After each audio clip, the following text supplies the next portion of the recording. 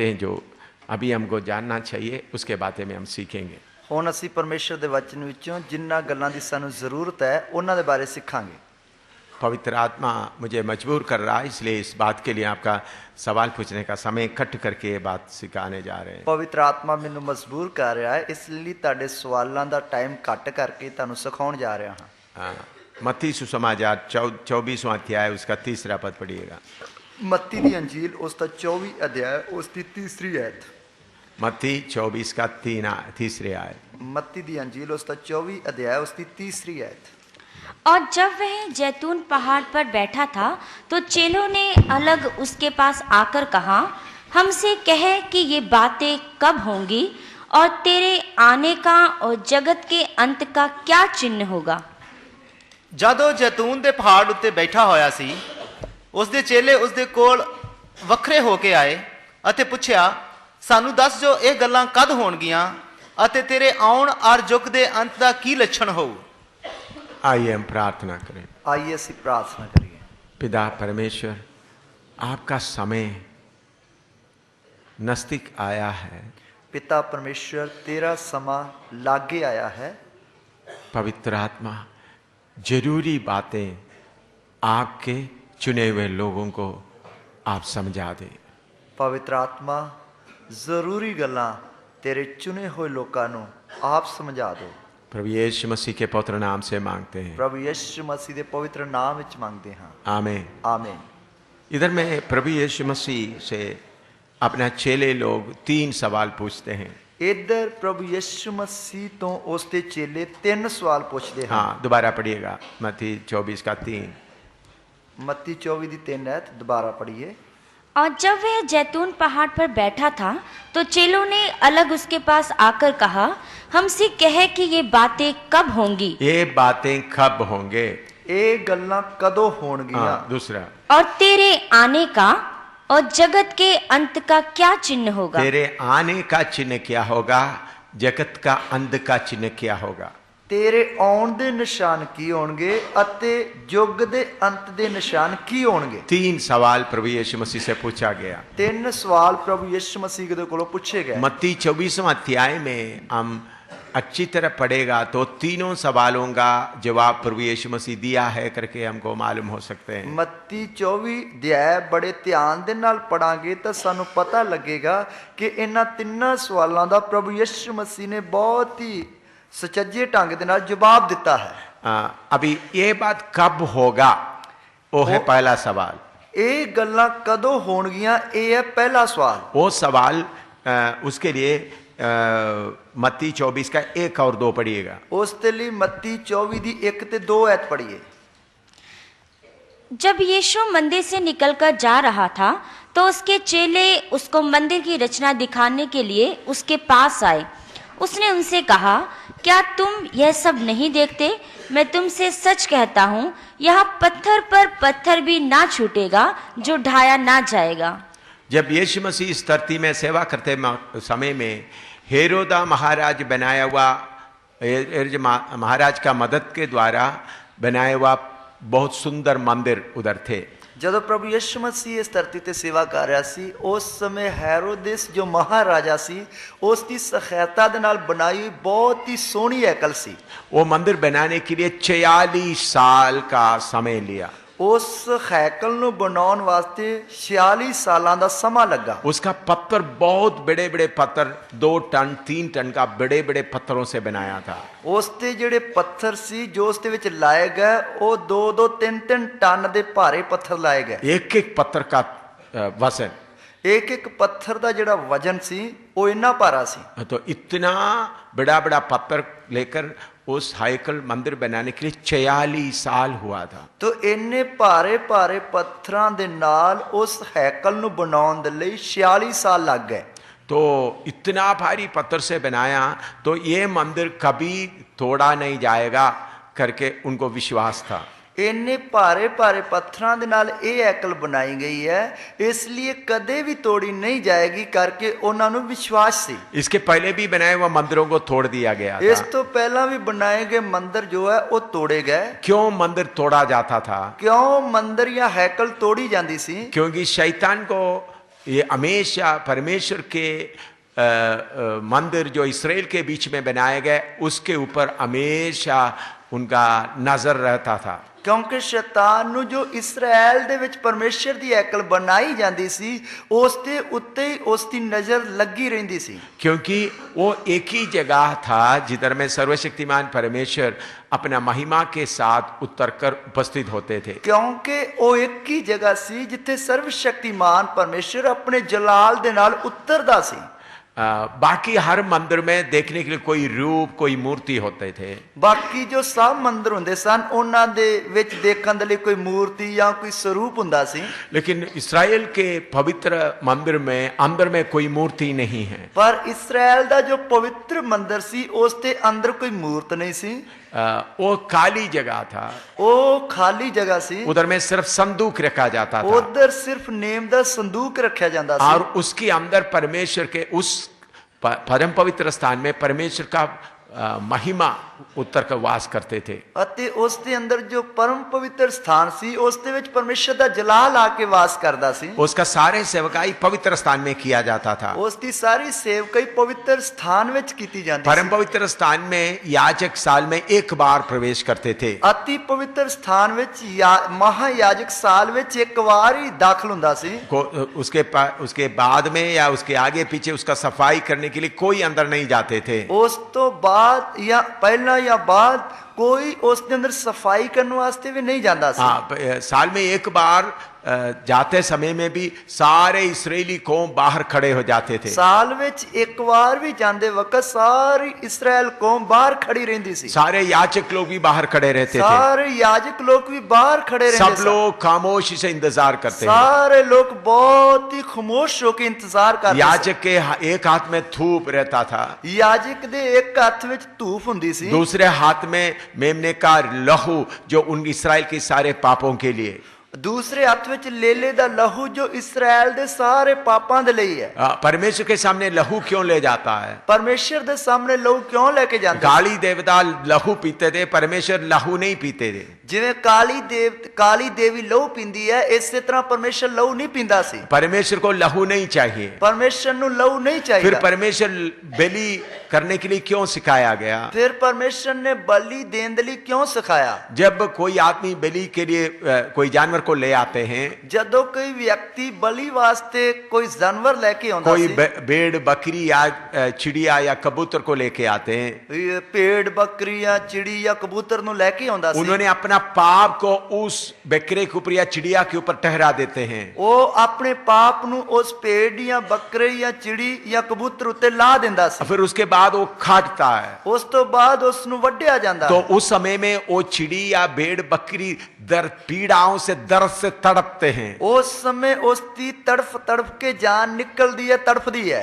तो तब वो आदमी जो बलि चढ़ाते वो सोचे देखो मेरे पाप के कारण ये अनजाने जानवर मारा जा रहा है। ਉਸ ਸਮੇਂ ਜਿਸ ਵਿਅਕਤੀ ਨੇ ਪਾਪ ਕੀਤਾ ਉਹ ਇਸ ਗੱਲ ਨੂੰ ਦੇਖਦਾ ਸੀ ਕਿ ਮੇਰੇ ਪਾਪ ਦੇ ਕਾਰਨ ਅਣਜਾਣ ਜਾਨਵਰ ਨੂੰ ਕੱਟਿਆ ਜਾ ਰਿਹਾ ਹੈ। पाप कितना भयानक है, ਪਾਪ ਕਿੰਨਾ ਭਿਆਨਕ ਹੈ। पाप के लिए जरूर कीमत देना है। ਪਾਪ ਦੇ ਲਈ ਜ਼ਰੂਰ ਮੁੱਲ ਦੇਣਾ ਹੈ। इस बात को सिखाने के लिए प्रभु बलि चढ़ाने के लिए बोलता था। ਇਸ ਗੱਲ ਨੂੰ ਸਿਖਾਉਣ ਵਾਸਤੇ ਪਰਮੇਸ਼ਰ ਬਲੀ ਦੇਣ ਵਾਸਤੇ ਕਹਿੰਦਾ ਸੀ। इसलिए पुराना नियम में जिधर जिधर बलि बोला है इसी उद्देश्य से प्रभु बोला करके आप समझना। ਇਸ ਲਈ ਪੁਰਾਣੇ ਨਿਯਮ ਵਿੱਚ ਜਿੱਥੇ ਜਿੱਥੇ ਬਲੀ ਚੜਾਉਣ ਵਾਸਤੇ ਪਰਮੇਸ਼ਰ ਨੇ ਕਿਹਾ ਹੈ ਇਸੇ ਉਦੇਸ਼ ਦੇ ਨਾਲ ਆਖਿਆ ਹੈ। तो आप ये नहीं बताएगा तो मुसलमान बकरा चढ़ाता है, बाकी लोग बकरा चढ़ाता है, एक एक बाबे के लिए बकरा चढ़ाता है, काली देवता के लिए चढ़ाते हैं, ऐसा आपका दिमाग में आ जाएगा। ਤੇ ਜੇਕਰ ਤੁਸੀਂ ਇਸ ਗੱਲ ਨੂੰ ਚੰਗੀ ਤਰ੍ਹਾਂ ਨਹੀਂ ਸਮਝੋਗੇ ਤੁਸੀਂ ਸੋਚੋਗੇ ਕਿ ਜਿਸ ਤਰ੍ਹਾਂ ਦੂਸਰੇ ਲੋਕ ਆਪਣੇ ਦੇਵੀ ਦੇਵਤਿਆਂ ਦੇ ਅੱਗੇ ਬੱਕਰਿਆਂ ਛਤਰਿਆਂ ਦੀਆਂ ਬਲੀਆਂ ਚੜਾਉਂਦੇ ਹੈ, ਚੜਾਵੇ ਚੜਾਉਂਦੇ, ਇਸੇ ਤਰ੍ਹਾਂ ਪਰਮੇਸ਼ਰ ਦੇ ਅੱਗੇ ਵੀ ਚੜਾਵਾ ਚੜਾਇਆ ਜਾਂਦਾ। उधर में चढ़ाते समय उनके लिए चढ़ाता है, ਉਧਰ ਚੜਾਉਂਦੇ ਵਕਤ ਉਹਦੇ ਲਈ ਚੜਾ ਰਿਹਾ। लेकिन इधर में इस्राएल में जब चढ़ाते समय क्या करना पड़ता है? ਪਰ ਇੱਧਰ ਜਦੋਂ ਇਸਰਾਇਲ ਦੇ ਲਈ ਚੜਾਉਂਦੇ ਵਕਤ ਕੀ ਕਰਨਾ ਪੈਂਦਾ? प्रभु मैंने व्यभिचार किया, ਪ੍ਰਭੂ ਮੈਂ ਹਰਾਮਕਾਰੀ ਕੀਤੀ। तो व्यभिचार किया तो उनको पथरवाह किया जाता है। ਜੇਕਰ ਹਰਾਮਕਾਰੀ ਕੀਤੀ ਉਸ ਨੂੰ ਪੱਥਰਵਾਹ ਕੀਤਾ। लेकिन अंदर में थोड़ा सा बात हुआ, पाप हुआ, पर अंदरों थोड़ा जा पाप हो गया। प्रभु मेरा पाप इसके ऊपर ला देता हूं। प्रभु मैं अपना पाप इसके उत्ते लद प्रभु मैंने देना। झूठ बोला, पाप इसके ऊपर ला देता प्रभु मैं हूं। झूठ बोला इसके उत्ते रख देना। मैं चोरी किया, उसका झूठ बात इसमें ला देता हूं। प्रभु मैं चोरी की थी, उस पाप नु इहदे उत्ते रख देना। प्रभु मेरे आपका नियम को मैंने नहीं पालन किया, वो पाप को इसके ऊपर ला देता प्रभु हूं। मैं तेरी शरह दी पालना नहीं की, मैं इस पाप नु इहदे उत्ते रख देना। तो इस पाप के लिए उस बकरे या चिड़िया को काट देते थे। इस पाप दे कारण उस बकरे नु या चिड़ी नु कटिया जांदा। अगर पाप नहीं करते तो बकरे को चढ़ाने का कोई जरूरत नहीं है। जेकर वो पाप नहीं करते सी तो फिर बकरे नु चढ़ाउण दी कोई लोड़ नहीं। लेकिन देव देवताओं को समय समय पर आपको जबरदस्त पाप किया ना किया तो भी उनको खुश करने के लिए बलि चढ़ाना पड़ता पर है। देवी देवताओं नु चाहे तुसी पाप करो या ना करो, उन्हां नु खुश करने वास्ते जबरदस्ती उन्हां दे अगे बकरियां छतरियां दी बलियां देनियां पैंदियां। तो इसलिए हमारा परमेश्वर खून पीने वाला करके कभी नहीं सोचना। इसलिए साडा परमेश्वर खून पीन वाला करके कदे नहीं सोचना। उन्होंने आखिरी में अपना बेटे को बलि चढ़ाया। उन्हें आखिर विच अपने इकलौते पुत्र दी बलि चढ़ाई। यीशु को क्रूस पर बलि चढ़ाया। यीशु नु सलीब उत्ते बलि कीता। जब यीशु का बलि हो गया उसके बाद हम बलि नहीं चढ़ाता। जब यीशु दी बलि होगी इस तो बाद असी बलि नहीं चढ़ाਉਂਦੇ। इसलिए हमेशा ये याद रखें, पुराना नियम में बलि चढ़ाने करके बात बताया, उसका मतलब यह है कि हमारा पाप के बदले में बलि होते थे। तो इसलिए हमेशा इस गल नूं चेते रखना, पुराने नियम में जिथे जिथे बलियां चढ़ाईयां गईयां हन सिर्फ इसलिए कि उन्हां दे पाप नूं याद दिलाउण वास्ते कि वो कितना भयानक है। तो याजक के हाथ में खून रहता है। याजक दे हाथ विच लहू रहिंदा है। सारे इस्राएल के लिए जितने पाप किया, अगर कोई पाप आपने छुपा हुआ, उस पाप के लिए एक हाथ में खून रहता है, बकरे का खून रहता है। सारे इस्राएल ने जो पाप किया है उस दे लई एक हाथ विच लहू दा कटोरा है और दूसरे हाथ में धूप रहता है। दूसरे हाथ विच धूप रहिंदी है। वो धूप हमारा प्रार्थना है करके पहले आपको समझाया गया। वो धूप साडी प्रार्थना है करके पहले ही तुहानू दस्या है। आत्मा की आराधना का किताब में उसके बारे में आप पढ़े होंगे। आत्मा दी जो आराधना दी किताब उसते विच तुसी पढ़िया होवेगा। उसमें ये बातें विवरण करके बताया हुआ। उसते विच ये गल्लां खोल के दसियां हन। तो जब अंदर जाते समय में याजक के कमर में एक सोने का रस्सी बांधा जाता था। तो जब याजक अंदर जांदा सी ते याजक दे लक दे नाल सोने दी रस्सी बन्नी जांदी। क्योंकि अचानक याजक मर के गिर पड़ा तो उनको अंदर जाकर ले नहीं सकता, इस खींच के बाहर ले आने के लिए वो रस्सी बांधा जाता था। क्योंकि जेकर याजक अंदर जांदे वक्त अचानक मर के डिग पिया ते अंदर जाके ओदी लाश नहीं लिया सकदे हां, इसलिए उस रस्सी नाल बाहर ही खिंच लेंदे। इतना डर के साथ इस्राएल उसका आराधना करते थे। इसलिए इन्ने डर दे नाल इस्राएल उसकी आराधना करता। जब तक याजक वापस नहीं आता सब खामोशी से मंदिर के बाहर खड़ा रहते थे। जितनी देर तक याजक वापस नहीं आंदा सी उतनी देर तक सब खामोश होकर बाहर खड़े रहंदे। जब याजक वापस आ गया लोगों को तसलियत, तो 1 साल का हमारा पाप होगा प्रभु ने माफ कर दिया है। जब याजक वापस आ जांदा सी तां लोकां नूं थोड़ा संतुष्टि हो जांदी सी कि एक पापां दा जिहड़ा हिसाब किताब वो खत्म हो गया। लेकिन प्रभु उस वक्त माफ नहीं करता था, उस पाप को ढांप देते थे। उस समय परमेश्वर माफ नहीं करता सी, उस पाप नु ढक देंदा सी। कैसा ढांप देते थे? किस तरह ढक देंदा सी? चलो अभी ये मेज में ये चीज पड़ा हुआ है, मान लो मेज ते ये चीज पई हुई है, ये कर्चीफ के साथ मैं इसको ढांप देते हैं, रुमाल दे नाल मैं इसनु ढक देना हां। लेकिन वो कर्चीफ उसके नीचे वो घड़ी उधर पड़ा है, उसते थल्ले घड़ी पई हुई है। तो ढांपने का मतलब प्रभु अभी उसके ऊपर, उस पाप के ऊपर नहीं देख रहा है। तो ढकन का मतलब प्रभु हुण उस पाप नु नहीं देख रहा, तो अगले साल भी करना पड़ता है। फिर अगले साल भी करना पड़ता। लेकिन जब यीशु मसीह क्रूस पर जान दिया है, पर जब यीशु मसीह ने सलीब उत्ते जान दे दी, पूरा पाप मिटाया जाता है। पूरा पाप मिटाया जाता है। जब हम यीशु मसीह के पास आते वक्त अभी पाप को ढांपा नहीं जाता, पाप को मिटाया जाता है। हुण जद असीं यीशु मसीह दे कोल आउणे आ, पाप ढके नहीं जाते, सगों के पूरे मिटाए जाते हैं। लगातार परमेश्वर का उपस्थिति इस्राएल के मंदिर में होते थे। लगातार परमेश्वर की मौजूदगी इस्राएल दी हैकल विच रहिंदी सी। लेकिन इस्राएल अपना अलगदाई जब छोड़ दिया, पर इस्राएल ने अपनी अलगताई छड्ड दित्ती, परमेश्वर उनको भी छोड़ दिया, परमेश्वर ने उन्हां नूं भी छड्ड दित्ता, उनका उपस्थिति भी उधर से हट गया, परमेश्वर दी हजूरी भी उधरों हट गई। जब परमेश्वर की उपस्थिति से हट जाता है, जब परमेश्वर दी हजूरी उधरों हट गई, शैतान एकदम उसके ऊपर हमला करने के लिए कोशिश करता है। शैतान एकदम उसते ते हमला करने की कोशिश करता है। जब तक परमेश्वर की उपस्थिति है, शैतान नजदीक नहीं आ सकता। जब तक परमेश्वर की उपस्थिति उन्नी देर तक शैतान लागे भी नहीं आ सकता। जब परमेश्वर की उपस्थिति हट जाता है, जब परमेश्वर की हजूरी हट जाती है, तो एकदम शैतान उसके ऊपर हमला करने के लिए आता है। एकदम शैतान उसके ऊपर हमला करने वास्ते आंदा है। क्यों हमला करने के लिए आता है? क्यों हमला करने वास्ते आंदा है? ताकि दोबारा उधर में मंदिर ना बने, ताकि दोबारा उधर मंदिर या हैकल ना बने। इसलिए कई बार मंदिर तोड़ा गया, इसलिए कई बार हैकल ढाई गई। तो हेरोदोस महाराजा के मदद के साथ बड़े बड़े पत्थर से अभी बनाने का प्लान बनाया। हेरोदेस महाराजा की सहायता दे नाल वड्डे वड्डे पत्थरां दे नाल इस हैकल नु बनाया गया। इतिहास लिखने वाला लिखा है 2 टन 3 टन एक एक पत्थर होते थे। इतिहास लिखण वाले ने लिखिया कि एक एक जेड़ा पत्थर सी 2 या 3 टन दा भारा हुंदा सी। वो बड़ा चौड़ा, ऐसा बड़ा चौड़ा दीवार था और वो बहुत ही चौड़ी कंध सी। प्रभु यीशु मसीह क्या कहता है? प्रभु यीशु मसीह की कहता है, पत्थर के ऊपर पत्थर नहीं रहेगा, ऐसा इसको नाश किया जाएगा। प्रभु कहता पत्थर दे नाल पत्थर नहीं रहेगा, वो सब वक्खो वक् कीते जाणगे। इस्राएली लोग, यहूदी लोग इस मंदिर के ऊपर बहुत घमंड करते थे, इस्राएली लोग, यहूदी लोग इस मंदिर दे ते बहुत मान या घमंड करते थे। लेकिन यीशु कह रहा है, पर यीशु मसीह कह रहा है, ऐसा समय आ रहा है, एहो जा समा आ रहा है, पत्थर के ऊपर पत्थर नहीं रहेगा, पत्थर दे नाल पत्थर नहीं रहेगा। तो इसलिए चेले लोग, वो कब होगा? इसलिए चेले पूछते, प्रभु जी ये गल्लां कदों होणगियां? प्रभु यीशु ने उसके बारे में जवाब दिया। प्रभु यीशु मसीह ने उसके लिए उत्तर दिता, AD 70 में एक घटना हुआ। ईस्वी सन 70 विच एक घटना वापर गई। करीबन यीशु मसीह इस दुनिया छोड़कर जाने के करीबन 40 साल के बाद एक घटना हुआ। लगभग यीशु मसीह इस दुनिया नु छड्ड के 37 साल के बाद, लगभग यीशु मसीह इस दुनिया नु छड्ड के जान तो बाद लगभग 37 सालां दे बाद एक घटना वापर गई। AD 70 में हुआ। ईस्वी सन 70 विच होया। तीतोस, रोमी हुकूमत तीतोस आकर उसके ऊपर हमला किया। रोमी साम्राज्य दा जो तीतस सी उसने आके इस ते हमला कीता, तो मंदिर को जलाया, मंदिर नु अग ला दी। मंदिर के बड़े पत्थर के अंदर में सोने मांडे हुए थे। मंदिर दे जेड़े अंदर वड्डे वड्डे पत्थर लगे हुए सी, उस ते सोना मड़िया होया सी। तो जब मंदिर को आग लगा दिया, जब मंदिर नु अग ला दी गई, उस वक्त परमेश्वर की उपस्थिति उसके अंदर नहीं था। उस समय परमेश्वर की हजूरी उस विच नहीं सी। इसराइल पाप किए थे, इसराइल ने पाप कीता। जब यीशु मसीह आया उस वक्त भी मंदिर में परमेश्वर की उपस्थिति नहीं था। जिस समय यीशु मसीह भी इस दुनिया में आया उस समय मंदिर में परमेश्वर की भीड़ के भीड़ आते थे,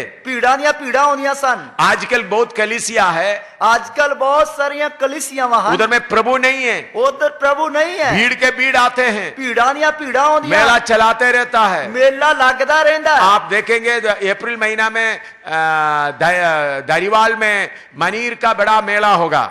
तो ही देखोगे आने वाले अप्रैल महीने विच धारीवाल विच मनीर दा बहुत बड़ा मेला होगा। बाबा मनीर बाबा का बड़ा मेला होगा। बाबे मनीर दा बहुत बड़ा मेला लगेगा। सड़क पूरा बाबा मनीर का फोटो और उनका कसर से भरे हुए होंगे, और वो सारी जगह जड़ी है बाबे मनीर दी फोटोआं दे नाल भरी होगी। तो बड़ा प्रोग्राम चलेगा, बहुत बड़ा मेला लगेगा। लोग सोचेगा यीशु अंदर है, लोग सोचेंगे यीशु अंदर है। यीशु अंदर नहीं, मैं पब्लिक में ऐलान करता हूं शैतान उधर उपस्थित होता है।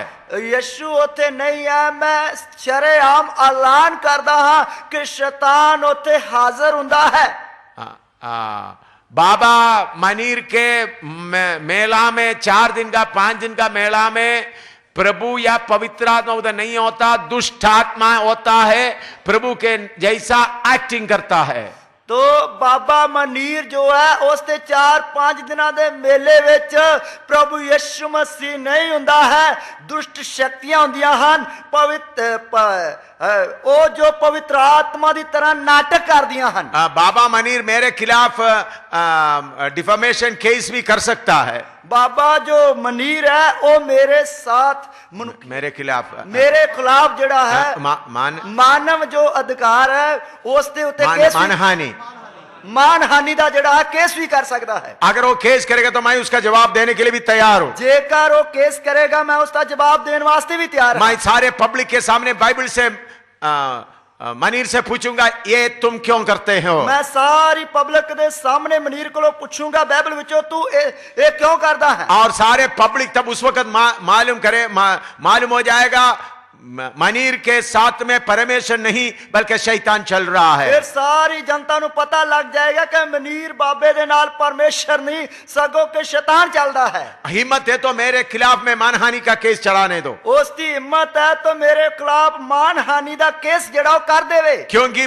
बहुत मसीह लोगों का खून पी चुका है। क्योंकि बहुत मसीह लोगों का खून पी चुका है। आप भीड़ के लोगों को नरक की आग की ओर ले जाता है। वो पीड़ा दी तादाद विच लोकां नूं नरक दी आग विच लजा रहा है। उन्होंने जितना मकान बनाया पैसा उसका मुझे कोई चिंता नहीं है। उसने जिन्नियां वड्डियां वड्डियां कोठियां बना लिया पैसा कमा लिया उसके लिए मैंने कोई चिंता नहीं। लेकिन इतने भीड़ हजारों लाखों लोगों को यीशु के नाम में लूट रहा है, नरक की आग की ओर मनीर बाबा ले जा रहा है। पर इन्नियां वड्डियां वड्डियां भीड़ां नूं यीशु दे नाम ते लुट रहा है अते नरक दी आग वाल लेके जा रहा है। प्रभु का मर्जी है तो मनीर बाबा के समय में हमारा प्रभु के दास लोग उधर बड़ा बेदारी सभा चलाने जा रहा है। प्रभु दी मर्जी है बाबे मनीर दे मेले दे समय प्रभु दे जो साडे दास हन उधर वो प्रोग्राम चलाउण जा रहे हैं। उधर में बेदारी सभा चलाने जा रहा है। उधर बेदारी सभा चलाउण जा रहे हैं ताकि लोगों को मालूम हो जाए मनीर बाबा के बीच में फंसे हुए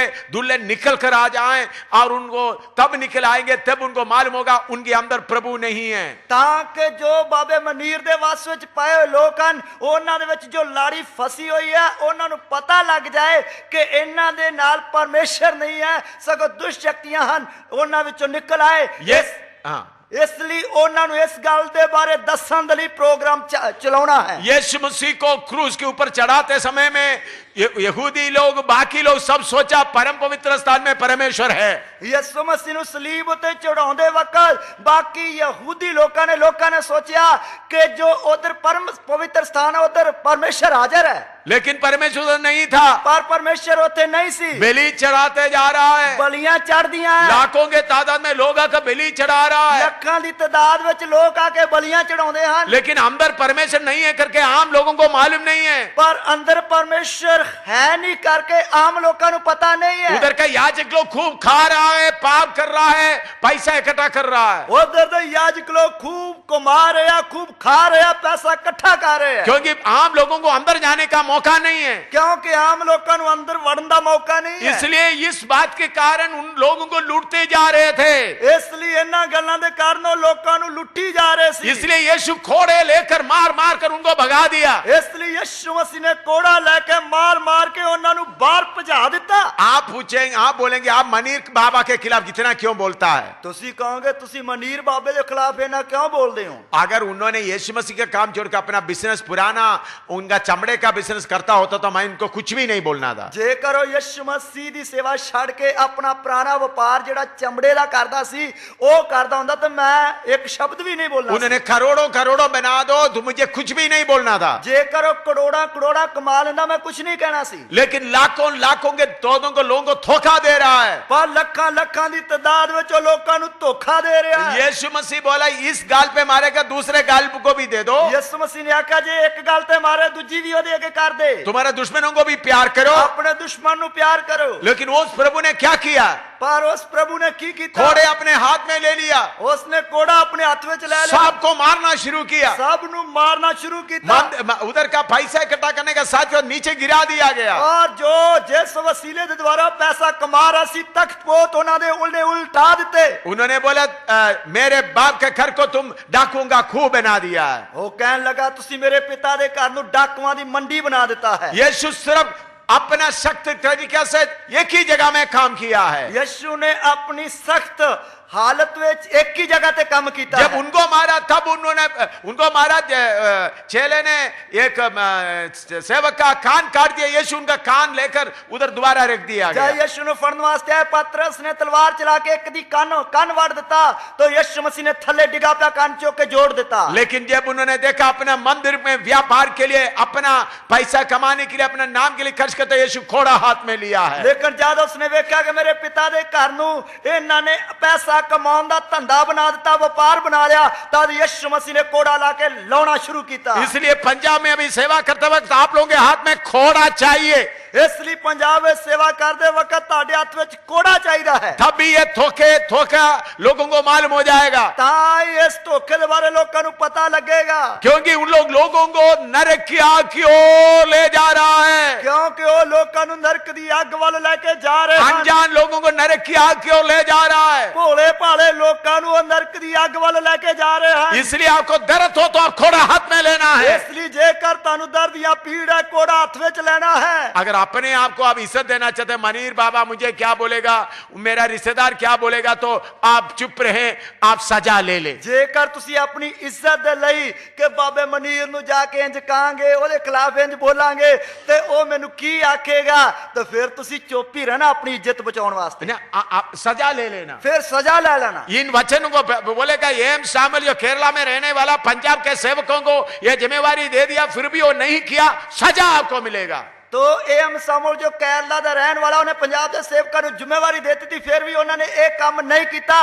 ਤਾਂ ਸਜ਼ਾ ਲੈ ਲੈਣਾ तो प्रभु ने बोला ये मंदिर तोड़ दिया जाएगा।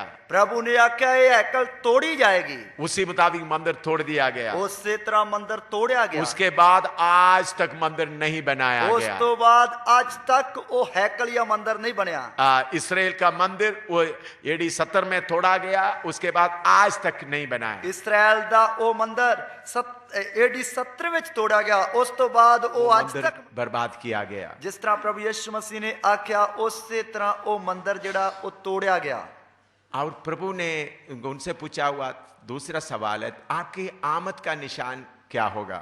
ਦੂਸਰਾ ਸਵਾਲ ਜੋ ਪ੍ਰਭੂ ਤੋਂ ਚੇਲਿਆਂ ਨੇ ਪੁੱਛਿਆ ਤੇਰੇ ਆਉਣ ਦੇ ਨਿਸ਼ਾਨ ਕੀ ਹੋਣਗੇ प्रभु यीशु मसीह के चेले काफी चिंता में पड़े हुए थे। ਪ੍ਰਭੂ ਯਿਸੂ ਮਸੀਹ ਦੇ ਚੇਲੇ ਬਹੁਤ ਹੀ ਚਿੰਤਾ ਵਿੱਚ ਪਏ ਹੋਏ ਸਨ यीशु मसीह जब उनको बुलाया, उन्होंने अपना सारे काम धंधा छोड़कर यीशु के पीछे आया। ਯਿਸੂ ਮਸੀਹ ਨੇ ਜਦ ਉਹਨਾਂ ਨੂੰ ਬੁਲਾਇਆ ਉਹ ਆਪਣਾ ਸਾਰਾ ਕਾਰੋਬਾਰ ਕੰਮ ਧੰਦਾ ਛੱਡ ਕੇ ਉਹਦੇ ਮਗਰ ਆ ਗਏ तो शुरू में यीशु बीमारों को चंगा करते थे, चेले लोगों को भी अच्छा इज्जत मिलते थे। ਜਦ ਸ਼ੁਰੂ ਵਿੱਚ ਯਿਸੂ ਮਸੀਹ ਬਿਮਾਰਾਂ ਨੂੰ ਚੰਗਾ ਕਰਦਾ ਸੀ ਜਿਸ ਕਾਰਨ ਚੇਲਿਆਂ ਨੂੰ ਵੀ ਕਾਫੀ ਆਦਰ ਮਿਲਦਾ ਸੀ शुरू में यीशु बीमारों को चंगा करते थे। ਸ਼ੁਰੂ ਵਿੱਚ ਯਿਸੂ ਮਸੀਹ ਬਿਮਾਰਾਂ ਨੂੰ ਚੰਗਾ ਕਰਦਾ ਸੀ बाद में हम देखें तो यीशु चंगा करने का काम छोड़ दिया ਬਾਅਦ ਵਿੱਚ ਅਸੀਂ ਦੇਖੀਏ ਤਾਂ ਯਿਸੂ ਮਸੀਹ ਨੇ ਚੰਗਾ ਕਰਨ ਦਾ ਕੰਮ ਛੱਡ ਦਿੱਤਾ और सीधा कलाम, सख्त कलाम बताना शुरू किया। ਉਸਨੇ ਸਿੱਧਾ ਕਲਾਮ ਜਿਹੜਾ ਸਖਤ ਕਲਾਮ ਸੁਣਾਉਣਾ ਸ਼ੁਰੂ ਕੀਤਾ जब प्रभु यीशु ने सख्त कलाम बोलना शुरू किया तो बहुत तेरा लोग उल्टे फिरने लगे, जाने जब प्रभु लगे। यीशु मसीह ने सख्त कलाम या वचन दसना शुरू किया तो बहुत सारे लोग जेड़े सी उल्टे फिर गए सिर्फ चेले लोग ही रह गए। सिर्फ चेले ही रह गए तो उसके बाद यीशु जब सूली पर जान दे रहे थे, उस तो बाद जब यीशु मसीह सूली उत्ते प्राण दे रहा सी चेले लोग ही डर कर भाग गए थे। चेले भी डर के भज गए सन। तो उन्होंने सोचा, चेले लोगों ने सोचा, चेलिया ने सोचा हम यीशु के पीछे आने के कारण हमारा काम धंधा सब खत्म हो गया कि असी यीशु मसीह के पीछे आने के कारण साडा कारोबार काम धंधा सब ठप हो गया, सारे रिश्तेदार बरादरी खिलाफ हो गए, सारी प्रॉपर्टी बरादरी खिलाफ हो गई। तो कम से कम यीशु तो हमारे पास है। घट्टो घट यीशु मसीह तो साडे कोल है। यीशु ने बोला मैं सूली पर जान दूंगा, मैं स्वर्ग में चले जाऊंगा करके बोल दिया। यीशु ने आख्या कि मैं सलीब ते जान देंगा, मैं स्वर्ग में चला जाऊंगा। तब उनका दिल बहुत घबरा गए। तद उन्हां दा दिल बहुत ही घबरा गया। उनका एक ही सहारा यीशु ही था। उन्हां दा एक ही सहारा ओ यीशु सी। काम धंधा सब खत्म, काम धंधा सब छाड़ दिता, बरादरी रिश्तेदार सब खिलाफ, बरादरी रिश्तेदार सब खिलाफ। एक ही सहारा यीशु था, वो भी छोड़ कर जा रहे हैं। एक ही सहारा यीशु है, वो भी छड़ के जा रहा है। तब उनका दिल व्याकुल हो गया। तद उन्हां दा दिल जड़ा सी बहुत व्याकुल या दुखी हो गया। तब यीशु ने चेलों को बोला, तद यीशु मसीह ने चेलों को मैं जाकर जगह तैयार करूंगा, फिर वापस आकर आपको ले जाऊंगा। कि मैं जाके जगह तैयार करांगा, फिर आऊंगा, तानू ले जाऊंगा। ये बात उन लोग सुन लिया। गल उन्होंने सुन ली। तो उन्होंने पूछने लगा, प्रभु आपकी आमद का निशान क्या होगा? तादो पूछने लगे, प्रभु तेरे आउण दे निशान की होंगे? वो भी प्रभु मत्ती 24वां अध्याय में बताया है। वो भी प्रभु यीशु मसीह मत्ती दी अंजील 24 अध्याय विच दस रहा है। लेकिन प्रभु की आमद में दो बातें, दो पहलू, दो घटना है, दो फेस है, वो बात आप समझना जरूरी है। पर प्रभु दी आमद विच दो भाग हन या दो चेहरे हन, उस गल नूं भी समझना जरूरी है। दो पहलू या दो पहलू है। ऐसा बोलने से ठीक है। दो पहलू है। करके समझना बहुत जरूरी है। दो पहलू या दो घटना ਹਨ, ਇਹਨਾਂ ਨੂੰ ਸਮਝਣਾ बहुत जरूरी है। एक गुप्त आमद, दूसरा सबके सामने आने का। एक गुप्त आमद, दूसरा साਰਿਆਂ ਦੇ ਸਾਹਮਣੇ ਆਉਣ ਦਾ। गुप्त आमद के 7 साल के बाद सबके सामने आएगा। गुप्त आमद होने तो 7 साल बाद फिर सारा दे सामने आएगा। हाँ, तो प्रभु यीशु मसीह सबके सामने आने का निशान भी बताया, गुप्त आमद का निशान भी बताया। प्रभु यीशु मसीह ने गुप्त आमद के निशान भी दिते हैं और शरेआम आउण दे निशान भी दिते हैं। मत्ती 24वां अध्याय उसका 27 से लेकर 31 तक पढ़िएगा। मत्ती दी अंजील उसका 24 अध्याय उसकी 27 आयत तो लेकर 31 आयत तक। उधर में सबके सामने प्रभु आता है, उसके बारे में बताया है। उधर सब दे सामने यीशु मसीह आ रहा, उसके बारे दस्या है। क्योंकि जैसे बिजली पूर्व से निकलकर पश्चिम तक चमकती जाती है, वैसा ही मनुष्य के पुत्र का आना भी होगा। जहां लोथ हो वहीं गिद्ध इकट्ठे होंगे। उन दिनों के क्लेश के बाद तुरंत सूर्य अंधियारा हो जाएगा और चांद का प्रकाश जाता रहेगा और तारे आकाश से गिर पड़ेंगे और आकाश की शक्तियां हिलाई जाएंगी। तब मनुष्य के पुत्र का चिन्ह आकाश में दिखाई देगा और तब पृथ्वी के सब कुलों के लोग छाती पीटेंगे और मनुष्य के पुत्र को बड़ी सामर्थ और ऐश्वर्य के साथ आकाश के बादलों पर आते देखेंगे और वह तुरही के बड़े शब्द के साथ अपने दूतों को भेजेगा और वे आकाश के इस छोर से उस छोर तक चारों दिशा से उसके चुने हुओं को इकट्ठे करेंगे। क्योंकि जिस तरह बिजली चढ़दे हो चमकारा मार के लैंदे तीकर दिसदी है, उसे तरह मनुख दे पुत्र दा आउणा होवेगा। जिथे मुरदार है उथे गिरजां गठियां होणगीਆਂ। उन्हां दिनां दे कष्ट दे पिछों झट सूरज हनेरा हो जाएगा अते चंद अपनी चाननी ना देवेगा और तारे आकाश तो डिग पैणगे अते आकाश दीयां शक्तियां हिलाईਆਂ जाणगीਆਂ। तद मनुख दे पुत्र दा निशान आकाश विच प्रगट होवेगा अते तदों धरती दीयां सारियां कौमां पिटणगीਆਂ अते मनुख दे पुत्र नूं समर्था और वड्डे तेज नाल आकाश दे बदलां उत्ते आउंदियां वेखणगीਆਂ ਅਤੇ ਉਹ ਤੁਰੀ ਦੀ ਵੱਡੀ ਆਵਾਜ਼ ਨਾਲ ਆਪਣੇ ਦੂਤਾਂ ਨੂੰ ਭੇਜੇਗਾ ਅਤੇ ਉਹ ਚੌਹਾਂ ਕੂਟਾਂ ਤੋਂ ਆਕਾਸ਼ ਦੇ ਉਸ ਸਿਰੇ ਤੋਂ ਲੈ ਕੇ ਇਸ ਸਿਰੇ ਤੀਕ ਉਸ ਦੇ ਚੁਣਿਆ ਹੋਇਆਂ ਨੂੰ ਇਕੱਠਿਆਂ ਕਰੇਗਾ। इधर में हम देखते हैं प्रभु यीशु मसीह सब लोग देखते देखते पब्लिक में आने वाला है। इधर ਅਸੀਂ देखते हैं कि प्रभु यीशु मसीह सब लोगों दे वेखदे वेखदे शरेआम आउण वाला है। इसके बारे में जकरिया ने भी 19वां अध्याय में भी प्रकाशित वाक्य 19वां अध्याय में भी लिखा हुआ है। इसके बारे प्रकाश की पोथी उसके 19 अध्याय में भी लिखा है। प्रकाशित वाक्य 19 का 11 से 21 तक पढ़िएगा। प्रकाश की पोथी उसका 19 अध्याय उसकी 11 तो लेके 21 तक। प्रकाशित वाक्य 19 का 11 से 21 तक। प्रकाश की पोथी उसका 19 अध्याय उसकी 11 तो लेके 21 तक। फिर मैंने स्वर्ग को खुला हुआ देखा और देखता हूँ कि एक श्वेत घोड़ा है और उस पर एक सवार है जो विश्वास योग्य और सत्य कहलाता है और वह धर्म के साथ न्याय और लड़ाई करता है। उसकी आंखें आग की ज्वाला है और उसके सिर पर बहुत से राजमुकुट है और उसका एक नाम लिखा है जिसे उसको छोड़ और कोई नहीं जानता और वह लहू से छिड़का हुआ वस्त्र पहने हैं और उसका नाम परमेश्वर का वचन है। और स्वर्ग की सेना श्वेत घोड़ों पर सवार और श्वेत और शुद्ध मलमल पहने हुए उसके पीछे पीछे हैं और जाति जाति को मारने के लिए उसके मुंह से एक चोखी तलवार निकलती है और वह लोहे का राजदंड लिए हुए उन पर राज्य करेगा और वह सर्वशक्तिमान परमेश्वर के भयानक प्रकोप की जलजलाहट की मदिरा के कुंड में दाख रोंदेगा। और उसके वस्त्र और जांघ पर यह नाम लिखा है, राजाओं का राजा और प्रभुओं का प्रभु। फिर मैंने एक स्वर्गदूत को सूर्य पर खड़े हुए देखा और उसने बड़े शब्द से पुकारकर आकाश के बीच में उड़ने वाले सब पक्षियों से कहा, आओ परमेश्वर की बड़ी बियारी के लिए इकट्ठे हो जाओ, जिससे तुम राजाओं का मांस और सरदारों का मांस और शक्तिमान पुरुषों का मांस और घोड़ों का और उनके सवारों का मांस और क्या स्वतंत्र क्या दास क्या छोटे क्या बड़े सब लोगों का मांस खाओ। फिर मैंने उस पशु और पृथ्वी के राजाओं और उसकी सेनाओं को उस घोड़े के सवार और उसकी सेना से लड़ने के लिए इकट्ठे देखा और वह पशु और उसके साथ वह झूठा भविष्यवक्ता पकड़ा गया जिसने उसके सामने ऐसे चिन्ह दिखाए थे जिनके द्वारा उसने उनको भरमाया। जिन्होंने उस पशु की छाप ली थी और जो उसकी मूरत की पूजा करते थे। ये दोनों जीते जी उस आग की झील में जो गंधक से जलती है डाले गए, और शेष लोग उस घोड़े के सवार की तलवार से जो उसके मुंह से निकलती थी मार डाले गए, और सब पक्षी उनके मांस से तृप्त हो गए। मैं आकाश ਨੂੰ ਖੁੱਲਿਆ ਹੋਇਆ ਡਿਠਾ ਤਾਂ ਕੀ ਵੇਖਦਾ ਹਾਂ ਭਈ ਇੱਕ ਨੁਕਰਾ ਘੋੜਾ ਹੈ ਅਤੇ ਉਸ ਦਾ ਸਵਾਰ ਵਫਾਦਾਰ ਅਤੇ ਸੱਚਾ ਸਦਾਉਂਦਾ ਹੈ, ਔਰ ਉਹ ਧਰਮ ਨਾਲ ਨਿਆਂ ਅਤੇ ਯੁੱਧ ਕਰਦਾ ਹੈ। ਉਸ ਦੀਆਂ ਅੱਖੀਆਂ ਅੱਗ ਦੀਆਂ ਲਾਟ ਹਨ ਅਤੇ ਉਸ ਦੇ ਸਿਰ ਉੱਤੇ ਬਹੁਤ ਸਾਰੇ ਮੁਕਟ ਹਨ, ਅਤੇ ਉਹ ਦਾ ਇੱਕ ਨਾਮ ਲਿਖਿਆ ਹੋਇਆ ਹੈ ਜਿਸ ਨੂੰ ਉਸ ਦੇ ਬਿਨਾਂ ਹੋਰ ਕੋਈ ਨਹੀਂ ਜਾਣਦਾ, ਅਤੇ ਉਹ ਇੱਕ ਬਸਤਰ ਲਹੂ ਨਾਲ ਛਿੜਕਿਆ ਹੋਇਆ ਪਹਿਨੇ ਹੋਏ ਹੈ, ਅਤੇ ਉਸ ਦਾ ਨਾਮ ਪਰਮੇਸ਼ਰ ਦਾ ਸ਼ਬਦ ਅਖਵਾਉਂਦਾ ਹੈ। ਅਤੇ ਜਿਹੜੀਆਂ ਫੌਜਾਂ ਸੁਰਗ ਵਿੱਚ ਹਨ ਉਹ ਚਿੱਠੇ ਅਤੇ ਸਾਫ਼ ਕਤਾਨੀ ਕੱਪੜੇ ਪਹਿਨੀਆਂ ਨੁਕਰਿਆਂ ਘੋੜਿਆਂ ਉੱਤੇ ਉਸ ਦੇ ਮਗਰ ਮਗਰ ਆਉਂਦੀਆਂ ਹਨ, ਅਤੇ ਉਸ ਦੇ ਮੂੰਹ ਵਿੱਚੋਂ ਇੱਕ ਤਿੱਖੀ ਤਲਵਾਰ ਨਿਕਲਦੀ ਹੈ। ਉਸ ਨਾਲ ਉਹ ਕੌਮਾਂ ਨੂੰ ਮਾਰੇ ਅਤੇ ਲੋਹੇ ਦੇ ਡੰਡੇ ਨਾਲ ਉਹਨਾਂ ਉੱਤੇ ਹਕੂਮਤ ਕਰੇਗਾ, ਅਤੇ ਉਹ ਪਰਮੇਸ਼ਰ ਸਰਵ ਸ਼ਕਤੀਮਾਨ ਦੇ ਅੱਗੇ ਅਤੇ ਅਤ ਵੱਡੇ ਕ੍ਰੋਧ ਦੀ ਮੈਂ ਦੇ ਚਬੱਚੇ ਨੂੰ ਲਿਤਾੜਦਾ ਹੈ। ਉਸ ਦੇ ਬਸਤਰ ਉੱਤੇ ਔਰ ਉਸ ਦੇ ਪੱਟ ਉੱਤੇ ਇਹ ਨਾਮ ਲਿਖਿਆ ਹੋਇਆ ਹੈ, ਰਾਜਿਆਂ ਦਾ ਰਾਜਾ ਅਤੇ ਪ੍ਰਭੂਆਂ ਦਾ ਪ੍ਰਭੂ। ਮੈਂ ਇੱਕ ਦੂਤ ਨੂੰ ਸੂਰਜ ਵਿੱਚ ਖਲੋਤਾ ਵੇਖਿਆ, ਅਤੇ ਉਸ ਨੇ ਉਹਨਾਂ ਸਭਨਾਂ ਪੰਛੀਆਂ ਨੂੰ ਜਿਹੜੇ ਆਕਾਸ਼ ਵਿੱਚ ਉੱਡਦੇ ਹਨ ਵੱਡੀ ਆਵਾਜ਼ ਨਾਲ ਹਾਕ ਮਾਰ ਕੇ ਆਖਿਆ, ਆਓ ਚੱਲੋ ਅਤੇ ਪਰਮੇਸ਼ਰ ਦੀ ਵੱਡੀ ਦਾਵਤ ਲਈ ਇਕੱਠੇ ਹੋਵੋ, ਵੀ ਤੁਸੀਂ ਰਾਜਿਆਂ ਦਾ ਮਾਸ, ਫੌਜ ਦੇ ਸਰਦਾਰਾਂ ਦਾ ਮਾਸ, ਮਹਾਬਲੀਆਂ ਦਾ ਮਾਸ, ਘੋੜਿਆਂ ਨਾਲੇ ਉਹਨਾਂ ਦੇ ਸਵਾਰਾਂ ਦਾ ਮਾਸ, ਅਤੇ ਕੀ ਆਜ਼ਾਦਾਂ ਕੀ ਗੁਲਾਮਾਂ ਕੀ ਛੋਟਿਆਂ ਕੀ ਵੱਡਿਆਂ ਸਭਨਾਂ ਦਾ ਮਾਸ ਛਕੋ।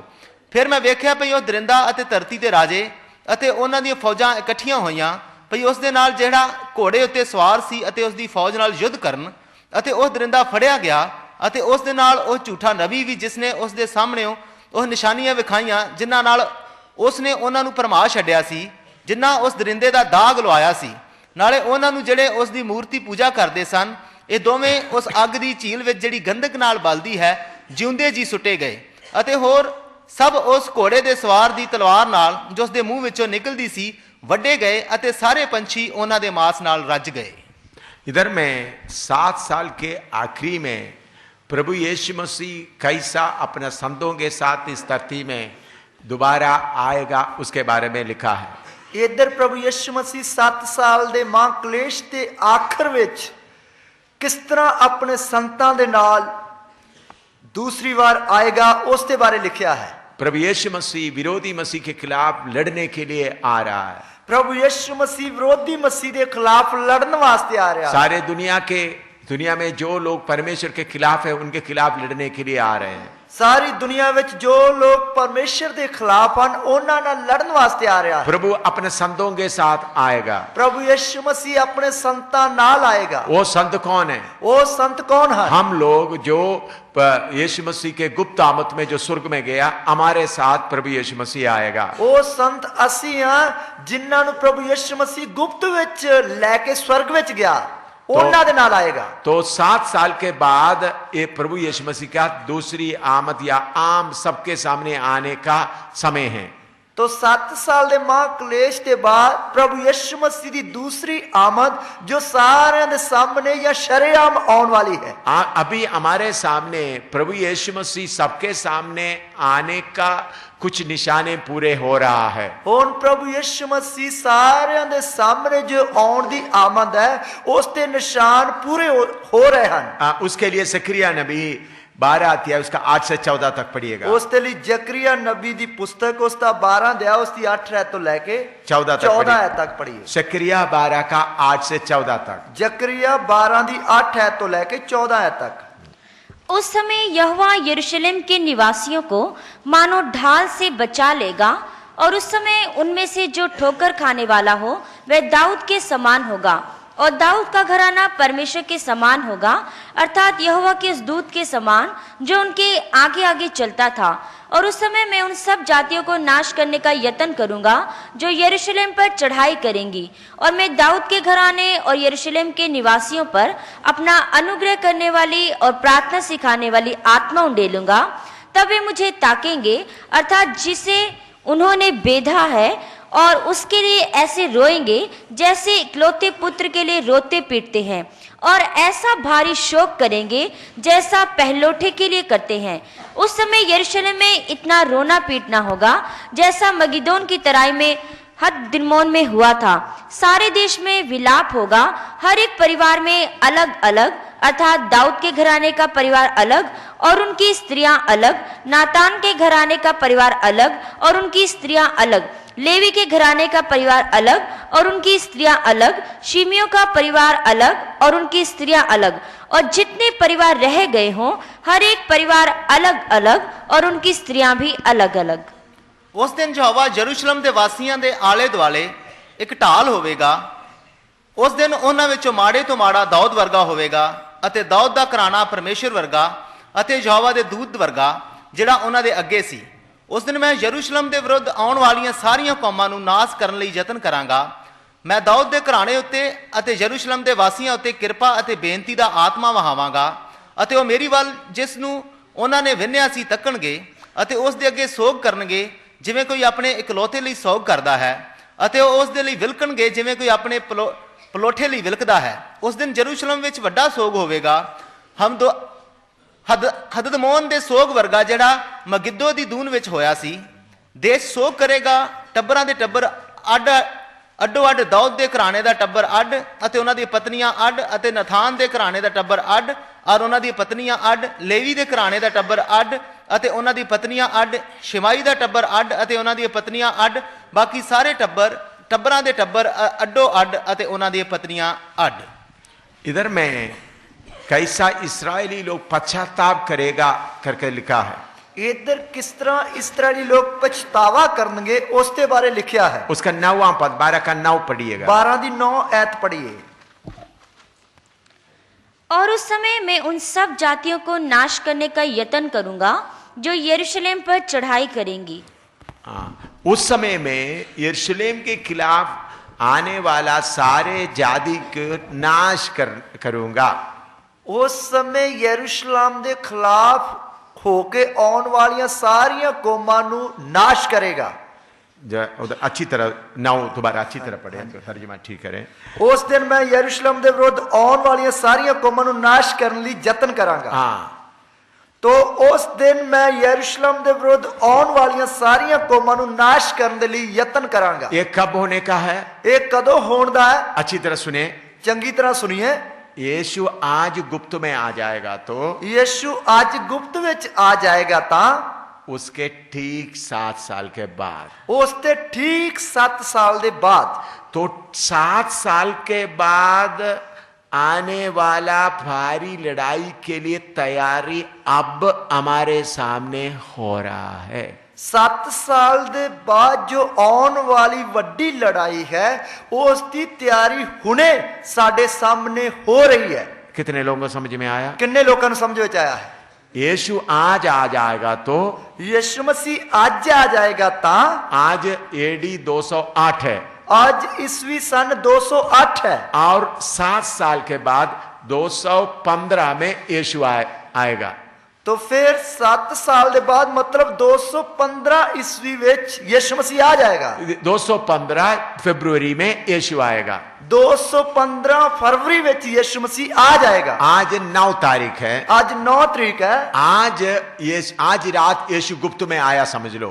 मान लो कि आज रात यीशु मसीह गुप्त में आ गया। इधर से ठीक 7 साल गिनती करके 2015 फरवरी 8 तारीख को यीशु पब्लिक में आएगा। इधरों ठीक 7 साल के बाद प्रभु यीशु मसीह ईस्वी 2015 ठीक फरवरी 8 तारीख रात को आ जाएगा। क्यों आएगा? क्यों आएगा? सारे कौम इस्राएल के ऊपर हमला करने के लिए तैयार होके आ रहा है। सारिया कौमां इस्राएल दे उत्ते हमला करने के लिए तैयार होके आ रही हैं। यीशु को उन लोग अभी तक कबूल नहीं किया, यीशु नु उन्होंने हुण तक कबूल नहीं किया, लेकिन उस समय प्रभु अपना आत्मा उनके ऊपर उंडेल देगा। पर उस समय प्रभु अपना आत्मा उन्हां दे उत्ते वहाएगा। उन लोग चिल्लाना शुरू करेगा, वो लोग चिल्लाने या विलकन लगणगे। प्रभु हम आपको सूली दिया है।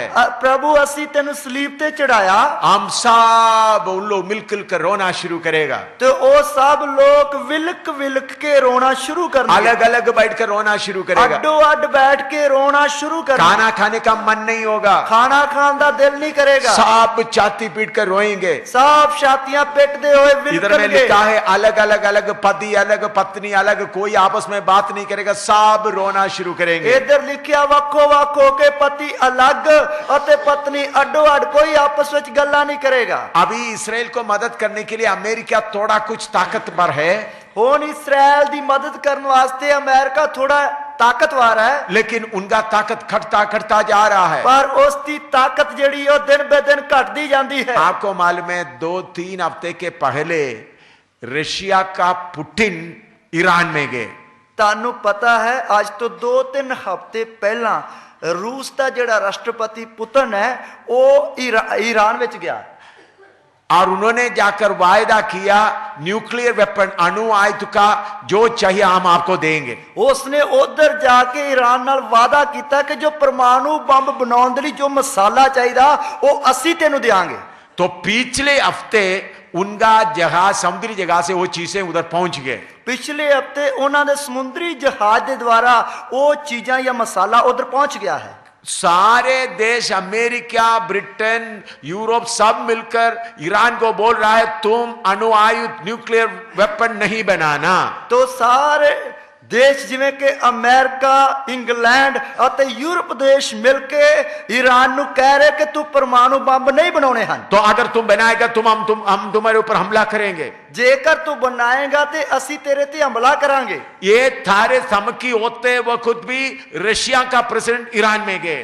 तो ये सारियां धमकियां मिलने बाद भी फिर भी रूस का जड़ा राष्ट्रपति है वो ईरान विच गया। और उसके अलावा उनका जहाज समुद्री जहाज में अणु आयुध का न्यूक्लियर वेपन का सामान ईरान में पिछले हफ्ते पहुंच गए। तो उसके नाल नाल उन्हां दा समुद्री जहाज के द्वारा परमाणु या एटम बम दी बनाउण दी जड़ी मसाला है या सामान है वो उन्हां दे कोल पहुंच गया है। इसलिए अमेरिका और बाकी यूरोप का देश सब डरे हुए हैं। इसलिए अमेरिका ते बाकी यूरोप देश जेड़े इस गल तो डरे हुए हैं। अभी ईरान के ऊपर ये शक्ति ये सब अणु आयुध आएगा तो इसराइल को नाश करेंगे। तो जेकर ये सारी परमाणु ताकत ईरान दे कोल आ जाएगी वो इसराइल नु बर्बाद करेगा। 7 साल के बाद हमला करने का तैयारी अभी से इतना तक हो चुका है। 7 साल के बाद हमला करने की तैयारी जड़ी है हुण तो ही इन्नी हो चुकी है। समझ में आ रहे हैं? समझ में आ गया। परमेश्वर के वचन में लिखा हुआ बात के अनुसार 7 साल के बाद होने का लड़ाई का तैयारी अभी हमारे सामने अच्छी तरह दिखाई दे रहा है। तो परमेश्वर के वचन के अनुसार जेडी 7 साल के बाद लड़ाई होनी है उसकी लड़ाई की तैयारी हुण तो ही इन्नी हो चुकी है। रूस का प्रेसिडेंट पुतिन ईरान में पहुंचेगा करके किसी ने कभी नहीं सोचा था। रूस का जेड़ा राष्ट्रपति जो पुतिन है वो ईरान विच पहुंचेगा करके कदे किसी ने सोचा भी नहीं सी। उनका जाने का प्रोग्राम गुप्त में रखा था। उसका जेड़ा जान का प्रोग्राम सी वो गुप्त विच रखा। जब उन्होंने तेहरान में पहुंच गया तब बीबीसी ने बोल दिया पुतिन आ गया। जद वो ईरान विच पहुंच गया ईरान तेहरान में जद वो ईरान तेहरान विच पहुंच गया तद उधर दे लोगों ने दस्या कि पुतिन साहब आ गए। तो सारे बीबीसी CNN सब इतना कमेंट्री कर दे कैसा हो गया। ताद जो उधर दी जड़ी खबर एजेंसी सी ताद उसके द्वारा जदों पता लगा तो कहने लगे सारा किवें हो गया। एकदम अचानक हो गए। एकदम अचानक हो गया। सारे जो लीडर लोग सब हिल गए। इस गल नूं सुन के सारे लीडर हिल गए। इसी कारण अमेरिका का राष्ट्रपति आपने सुना खबर में सुना था पिछले हफ्ते किधर था मिडिल ईस्ट में इस्राएल में और पालस्तीनियों के बीच में गया। तो ऐसे करके तुसी शायद खबर सुनी होगी या पढ़ी होगी कि जो अमेरिका का राष्ट्रपति सी वो पिछले हफ्ते फलस्तीन और इस्राएल में गया सी। कितने साल के बाद अमेरिका का प्रेसिडेंट उधर गया है। ਕਿੰਨਿਆਂ ਸਾਲਾਂ ਦੇ ਬਾਅਦ ਅਮਰੀਕਾ ਦਾ ਜਿਹੜਾ ਰਾਸ਼ਟਰਪਤੀ ਹੈ ਉਸ ਇਲਾਕੇ ਵਿੱਚ ਗਿਆ ਹੈ। इसराइल में भी गए, ਇਸਰਾਇਲ ਵਿੱਚ ਵੀ ਗਿਆ, फालस्तीनों के साथ में भी गए। ਫਲਸਤੀਨ ਵਿੱਚ ਵੀ ਗਿਆ। इतिहास में पहले बार एक अमेरिका का प्रेसिडेंट फालस्तीन के जो अरबियन लोग के साथ बात करने के लिए उनके पास गए। दुनिया का इतिहास का पहले बार, ਦੁਨੀਆ ਦੇ ਇਤਿਹਾਸ ਵਿੱਚ ਪਹਿਲੀ ਵਾਰ ਅਮਰੀਕਾ ਦਾ ਜਿਹੜਾ ਰਾਸ਼ਟਰਪਤੀ ਹੈ ਉਹ ਫਲਸਤੀਨੀ ਜਿਹੜੇ ਨੇਤਾ ਲੋਕ ਹੈ ਉਹਨਾਂ ਦੇ ਨਾਲ ਗੱਲ ਕਰਨ ਵਾਸਤੇ ਉਹਨਾਂ ਕੋਲ ਗਿਆ। तो उनको जाने के लिए हेलीकॉप्टर नहीं जा सकता, इसलिए कार में यॉर्दान का वेस्ट जॉर्डन में भी गए। तो ਉਹ ਉਸ ਦੇ ਜਾਣ ਦੇ ਲਈ ਉਧਰ ਹੈਲੀਕਾਪਟਰ ਦੇ ਦੁਆਰਾ ਨਹੀਂ ਜਾ ਸਕਦਾ ਸੀ, ਇਸ ਲਈ ਉਹ ਕਾਰ ਦੇ ਦੁਆਰਾ ਯਰਦਨ ਦਰਿਆ ਦੇ ਜੋ वेस्ट जॉर्डन, ਵੈਸਟ पश्चिम यॉर्दान में। ਪੱਛਮ ਜਾਰਡਨ ਹੈ ਉਹਦੇ ਦੁਆਰਾ ਉਹਦੇ ਵੱਲ ਦੀ ਗਿਆ। आप लोग जो अखबार पढ़ने वाला ये खबर शायद पढ़े होंगे। ਜਿਹੜੇ ਤੁਹਾਡੇ ਵਿੱਚੋਂ ਅਖਬਾਰ ਪੜ੍ਹਨ ਵਾਲੇ ਆ ਉਹਨਾਂ ਨੇ ਇਹ ਖਬਰ ਪੜ੍ਹੀ ਹੋਵੇਗੀ। मेरे प्यारो, ये बातें बहुत भयानक बातें हैं। ਮੇਰੇ ਪਿਆਰੋ ਇਹ ਬਹੁਤ ਹੀ ਭਿਆਨਕ ਗੱਲਾਂ ਹਨ। अभी इसराइल को मालूम हो रहा है बहुत बड़ा लड़ाई होने का तैयारी है। ਹੁਣ ਇਸਰਾਇਲ ਨੂੰ ਪਤਾ ਲੱਗ ਰਿਹਾ ਕਿ ਇੱਕ ਬਹੁਤ ਵੱਡੀ ਲੜਾਈ ਹੋਣ ਦੀ ਤਿਆਰੀ ਹੈ। तो इसलिए उस समय वो लोग पछताएंगे। ਇਸ ਲਈ ਉਹ ਉਸ ਸਮੇਂ ਪਛਤਾਉਣਗੇ। तो जकरिया 14 का 3 से 5 तक पढ़िएगा। ਜ਼ਕਰੀਆ ਉਸ ਦਾ 14 ਦੇ ਆ, ਉਸ ਦੀ 3 ਐਤ ਤੋਂ ਲੈ ਕੇ 5 ਐਤ ਤੱਕ ਪੜ੍ਹੀਏ। जब ऐसा लड़ाई होगा तब क्या होगा? ਜਦੋਂ ਇਸ ਤਰ੍ਹਾਂ ਲੜਾਈ ਹੋਵੇਗੀ ਤਾਂ ਕੀ ਹੋਵੇਗਾ? 14 का 5, 14 का 3 से 5 तक।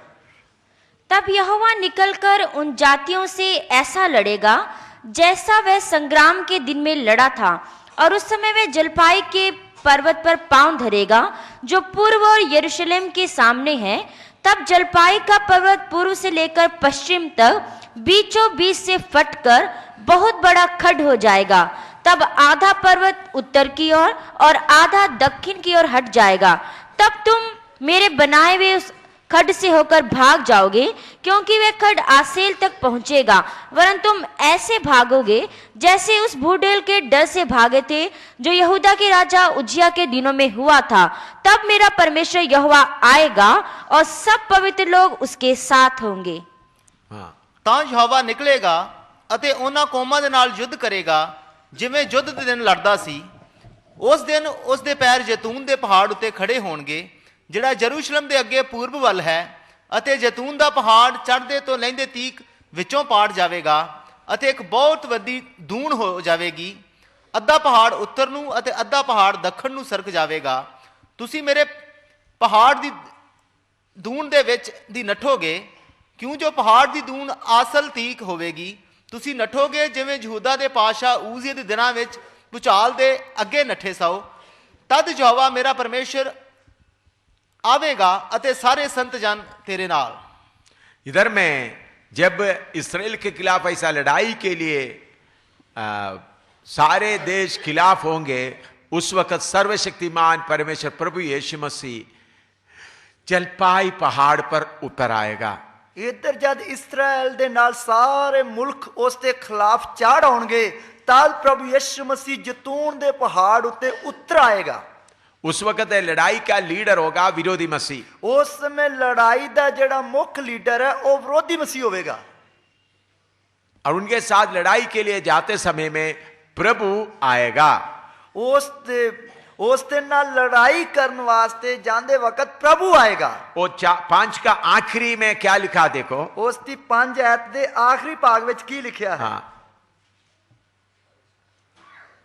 तब मेरा परमेश्वर यहोवा आएगा और सब पवित्र लोग उसके साथ होंगे। होंगे करके आधा में जोर से पढ़ो, होंगे। हाँ, वो पढ़ो थोड़ा ठीक तरह से।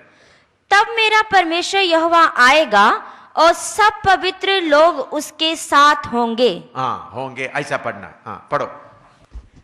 तद यहोवा मेरा परमेश्वर आवेगा अते सारे संत जन तेरे नाल। हाँ, उस समय में संत लोगों के साथ प्रभु उतर आएगा।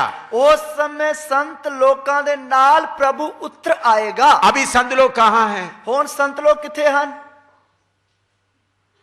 बोलो, बोलिए।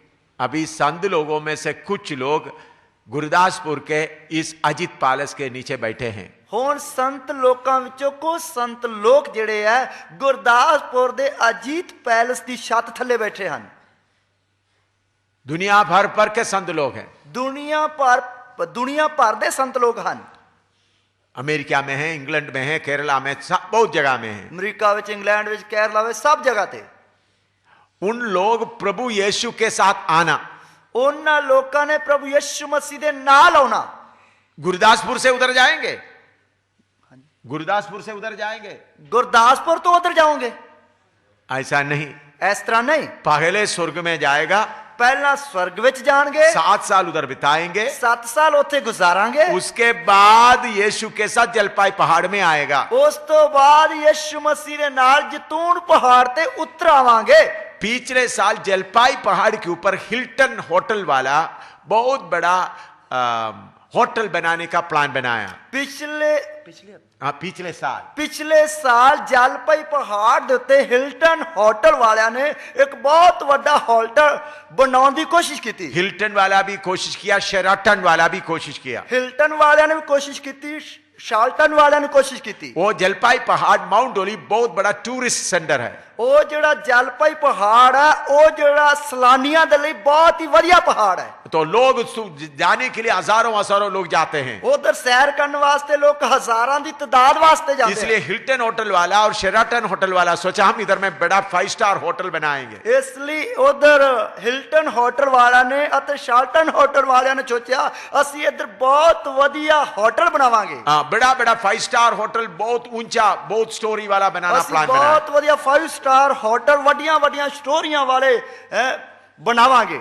तो उन लोग उसके लिए मशीन के द्वारा खोदाई नीचे को शुरू कर दिया, ਉਹਨਾਂ ਨੇ ਉਸ ਦੇ ਲਈ ਮਸ਼ੀਨ ਦੇ ਦੁਆਰਾ ਥੱਲਿਓਂ ਖੁਦਾਈ ਕਰਨੀ ਸ਼ੁਰੂ ਕੀਤੀ। क्योंकि 20, 30, 40, 50 स्टोरी वाला बड़ा मंजिल वाला बड़ा मकान बनाना है तो नीचे काफी जाना पड़ता है। ਕਿਉਂਕਿ ਜੇਕਰ 20-30 ਮੰਜ਼ਲਾਂ ਵਾਲਾ ਵੱਡੀ ਇਮਾਰਤ ਜਾਂ ਹੋਟਲ ਬਣਾਉਣਾ तो बहुत ही डूंगी नींव ਜਿਹੜੀ ਰੱਖਣੀ ਪੈਂਦੀ ਹੈ। उसके लिए जब मशीन के द्वारा खोदाई करता जाएगा तो नीचे सख्त जगह बनने के जगह में हल्का हल्का निकल आ रहा है। तो ਜਦੋਂ ਉਹ ਗਹਿਰੀ ਜਗ੍ਹਾ ਤੇ ਮਸ਼ੀਨ ਦੇ ਦੁਆਰਾ ਜਾ ਰਹੇ ਹੈ तो ਥੱਲਿਓਂ ਸਖਤ ਜਗ੍ਹਾ ਨਿਕਲਣ ਦੀ ਬਜਾਏ ਸਗੋਂ ਹੌਲੀ ਜਾਂ ਕੂਲੀ ਜਗ੍ਹਾ ਨਿਕਲ ਕੇ ਆ ਰਹੀ ਹੈ।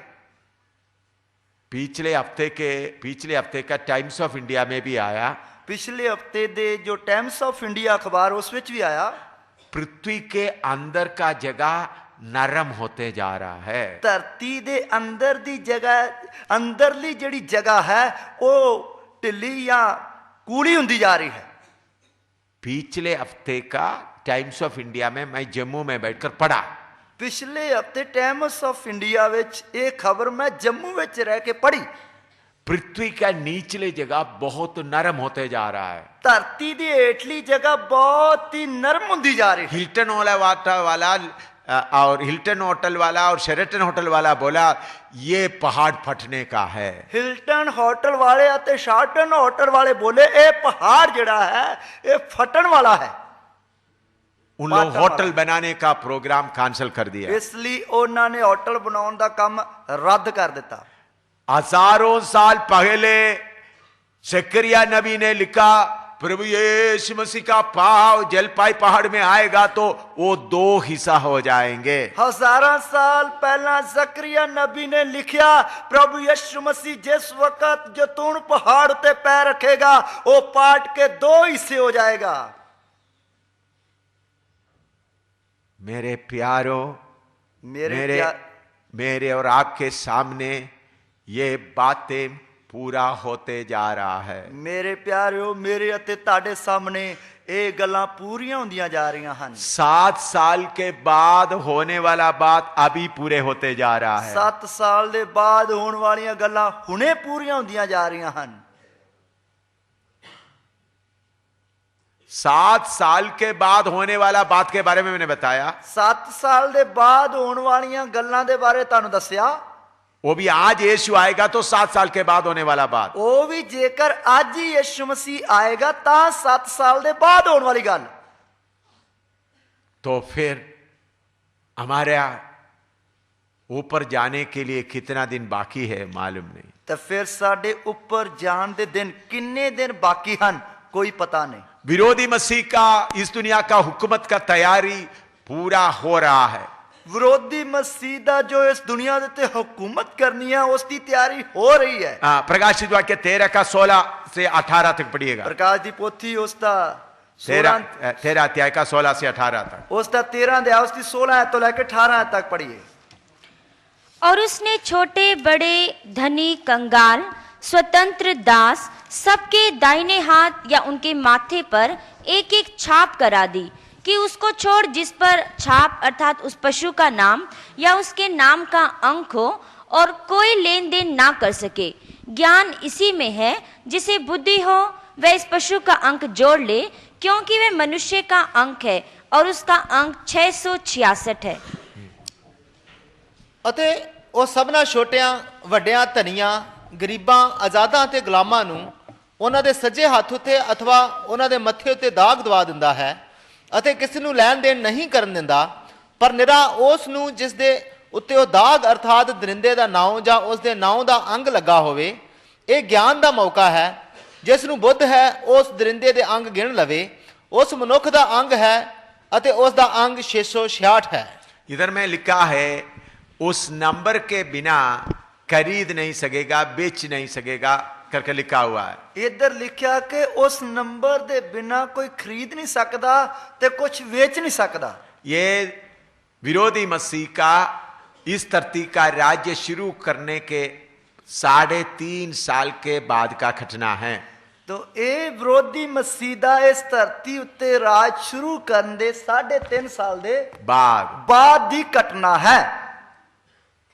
विरोधी मसीह आज अपना राज्य शुरू करेगा तो 3.5 साल के बाद में नंबर जिसके अगर हाथ में नहीं है, माथे पे नहीं है, तो कुछ भी खरीद नहीं सकता। मान लो कि आज विरोधी मसीह इस धरती उत्ते राज अपना शुरू करेगा, ठीक 3.5 साल दे बाद वो अपना नंबर देवेगा। वो नंबर हाथ ते और मथे ते लिखाना है, ता ही कुछ लै दे सकते हैं।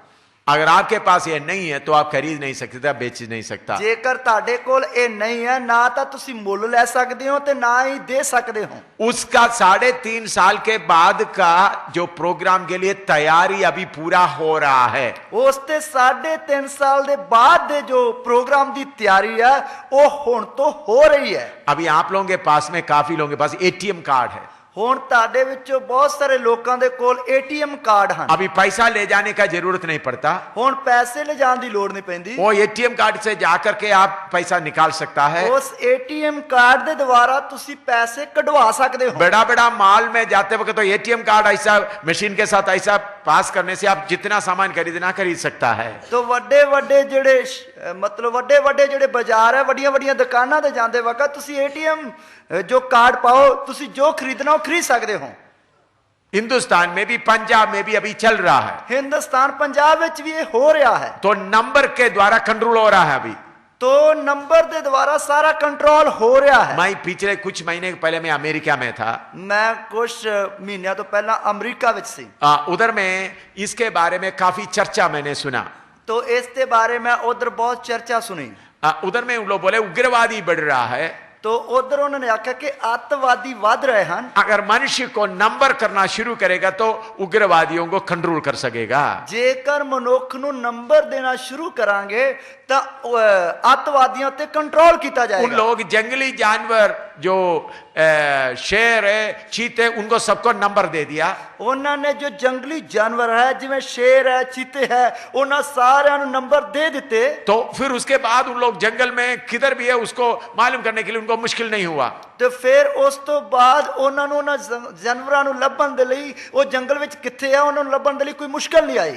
उसके अलावा समुद्र के अंदर में उधर बड़ा शार्क और बड़ा बड़ा मछली है, बहुत बड़ा, उनको भी उन्होंने मशीन के द्वारा नंबर दिया। ते उस ते नाल नाल समुद्र दे अंदर जो वड्डियां वड्डियां मछलियां जिवें शार्क है और डॉल्फिन है, एहो जिहियां मछलियां नु मशीन दे द्वारा उन्होंने नंबर दे दिते। और नंबर देने के बाद अमेरिका में, यूरोप में बैठ करके मालूम कर रहे वो मछली अभी इधर है, वो शेर इधर है, मालूम कर रहा है। तो हुण यूरोप विच, अमेरिका विच बैठे ही उस नंबर दे द्वारा पता ला लेंदे है कि वो शेर किथे है, वो मच्छी किथे है। चिप्स के द्वारा वो नंबर दिया जा रहा है। चिप्स चिप्स के द्वारा जो है वो नंबर दिता जाता है। तो उसके बाद मनुष्यों को भी देना शुरू किया। ਉਸ ਤੋਂ ਬਾਅਦ ਉਹਨਾਂ ਨੇ ਮਨੁੱਖਾਂ ਨੂੰ ਦੇਣਾ ਵੀ ਸ਼ੁਰੂ ਕੀਤਾ। उसका भी डेमोन्स्ट्रेशन चला रहे थे। ਉਸ ਦਾ ਵੀ डेमोन्स्ट्रेशन, उसका भी डेमोन्स्ट्रेशन के हिंदी में क्या बोल सकते, वो कैसा होता है करके डेमोन्स्ट्रेशन के लिए प्रदर्शन हो रहा। ਉਸ ਦਾ ਵੀ ਉਹ ਪ੍ਰਦਰਸ਼ਨ ਜਾਂ ਮਸ਼ਹੂਰੀ ਕਰ ਰਹੇ ਸੀ। एक आदमी का बाएं हाथ में इधर में एक नंबर रखा था।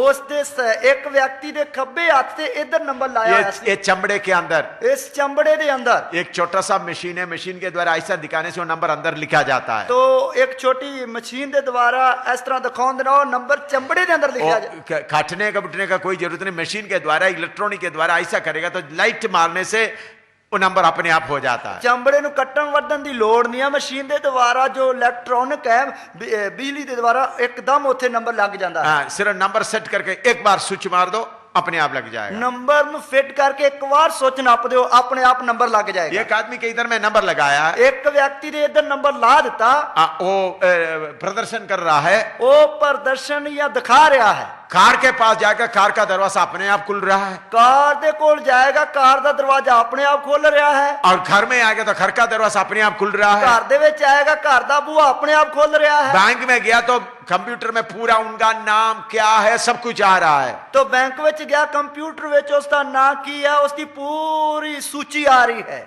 कोई मुश्किल नहीं। ਕੋਈ ਮੁਸ਼ਕਲ ਨਹੀਂ। फिर उन लोग बोला इधर भी लगा के देखे, ਫਿਰ ਉਹਨਾਂ ਨੇ ਆਖਿਆ ਇੱਧਰ ਵੀ ਲਾ ਕੇ ਵੇਖੀਏ। उन लोग बोला कुछ लोग ग्लाउस में कर देगा, ये जगह खाली रहता इधर में लगा देंगे। तो ਇਸ ਲਈ ਉਹਨਾਂ ਨੇ ਆਖਿਆ ਇਹ ਜਗ੍ਹਾ ਖਾਲੀ ਰਹਿੰਦੀ, ਇੱਧਰ ਲਾਉਣੇ ਹਾਂ। इधर में ग्लाउस दस्ताना वगैरह ਤੇ लगेगा, ਇੱਧਰ ਜੋ ਦਸਤਾਨਾ ਵਗੈਰਾ ਲਾ ਲੈਣਗੇ, ਇਸ ਲਈ ਮੱਥੇ ਵਿੱਚ ਲਾ ਲੈਣੇ। तो फिर इधर में लगाना तो 10 फुट दूर से ही वो पढ़ सकता है। तो ਇੱਧਰ ਮੱਥੇ ਵਿੱਚ ਲੱਗ ਗਿਆ ਤੇ 10 ਫੁੱਟ ਦੂਰ ਤੋਂ ਹੀ ਉਹ ਪੜ ਸਕਦੇ ਹਾਂ। वो भी उन्होंने डेमोन्स्ट्रेशन करके दिखाया। ਉਹ ਵੀ ਉਹਨਾਂ ਨੇ ਪ੍ਰਦਰਸ਼ਨ ਕਰਕੇ ਦਿਖਾਇਆ। 10-15 फुट दूर में एक आदमी खड़ा है तो इधर से वो छोटा सा कैमरा से उनका नंबर मालूम हो जाता है। तो वो 10-15 फुट तो दूर एक व्यक्ति खड़ा है, इधरों छोटे जे कैमरे दे नाल उसके नंबर दा पता लग जाता है। पिछले दिनों में फिलीपीन से हांगकांग में आ रहा था। ਅਸੀਂ ਪਿਛਲੇ ਦਿਨਾਂ ਵਿੱਚ ਫਿਲੀਪੀਨਸ ਤੋਂ ਹਾਂਗਕਾਂਗ ਵਿੱਚ ਆ ਰਹੇ ਸੀ। तो वो हांगकांग में कैमरा रखा हुआ है, उस हांगकांग ਵਿੱਚ ਇੱਕ कैमरा रखा हुआ है। 20 फुट दूर में आदमी आते ही उनको मालूम हो जाता है इनको बुखार है या नहीं। 20 फुट दूर तो ही पता लग जाता है कि इस व्यक्ति ਨੂੰ बुखार है या की है कि नहीं है। मुझे बुखार था, ਮੈਨੂੰ बुखार ਸੀ। 20 फुट के दूर से मालूम हो गया। 20 फुट दूरों ही पता लग गया। मुझे ठंड लेने कर मैं क्या पहना हुआ था, ਮੈਨੂੰ ਠੰਡ ਲੱਗਣ ਦੇ ਕਾਰਨ ਮੈਂ ਟੋਪੀ ਲਾਈ ਹੋਈ ਸੀ। तो मैं नजदीक आया तो बोला आपका टोपी निकाल दो। मैं ਜਦੋਂ ਲੱਗ ਗਿਆ ਤਾਂ ਮੈਨੂੰ ਕਹਿੰਦੇ ਟੋਪੀ ਲਾ ਦਿਓ। तो उन्होंने बोला हाँ, फिर उनको मालूम हो गया उनके मेरे अंदर वो बुखार नहीं जिस बुखार के बारे में वो चिंता कर रहे थे। तो ਜਦੋਂ ਉਹਨਾਂ ਨੇ ਵੇਖਿਆ ਤੇ ਉਹਨਾਂ ਨੂੰ ਪਤਾ ਲੱਗ ਗਿਆ ਕਿ ਇਸ ਦੇ ਅੰਦਰ ਉਹ ਬੁਖਾਰ ਨਹੀਂ ਹੈ ਜਿਸ ਬੁਖਾਰ ਦੀ ਅਸੀਂ ਚਿੰਤਾ ਕਰਦੇ ਹਾਂ। सो सीक्रेट में कैमरा लगा हुआ है, ਗੁਪਤ ਵਿੱਚ ਕੈਮਰਾ ਲੱਗਾ ਹੋਇਆ ਹੈ। उधर से 20 फुट से मालूम कर रहा है। 20 फुट दूरों इस गल का पता ला रहे हैं। यहां तक अभी पूरा हो चुका है। इतों तक ये पूरा हो चुका है। अभी ये उग्रवादियों को नंबर आएगा तो सबको कंट्रोल कर सकता है। हुण अतवादियों का नंबर आएगा तो सारे वश विच कर सकते। अभी इधर में बैठे हुए सबको नंबर दिया जाए, मान लो कि इधर सारे बैठे नंबर दिते जान, चंडीगढ़ में बैठकर मालूम कर सकते आप किधर बैठे हुए हैं। चंडीगढ़ विच बैठे ही ताड़ा पता ला सकते कि तुसी किथे बैठे हुए हो। समझ में आ रहा है? समझ विच आ रहा है। ये प्रोग्राम आरंभ हो गया, ये प्रोग्राम जड़ा शुरू हो गया। अभी उसका ट्रायल रन काफी अच्छी तरह से चल रहा है। हुण इसका ट्रायल रन जड़ा है वो पूरी तरह चल रहा है। एटीएम कार्ड भी चोरी हो जाता है, एटीएम कार्ड भी चोरी हो जाता है। इसलिए उन लोग बोला माथे पर नंबर लगाना ही एक ही अच्छा मार्ग है। इसलिए उन्होंने आख्या कि मत्थे विच नंबर लाना ही सब तो वधिया तरीका है। मैं कोई माँ का कहानी नहीं बोल रहा हूँ, मैं कोई बुढ़ी माँ की कहानी नहीं दस रहा। अगर कोई साइंसदान इधर बैठे हैं या अच्छी तरह अखबार पढ़ने वाला बैठे वो बोलेगा ये ठीक बोल रहा है। जेकर इधर कोई वैज्ञानिक या कोई पढ़ा लिखा अखबार पढ़ने वाला व्यक्ति बैठा होगा सुन के कहेगा बिल्कुल ठीक बोलता है। ये कब होने का, ये प्रोग्राम पक्का लागू कब होने का है? ये प्रोग्राम पक्का पूरी तरह कदों लागू होना है? यीशु मसीह गुप्त में आने की 3.5 साल के बाद, यीशु मसीह गुप्त विच आउण दे 3.5 साल तो बाद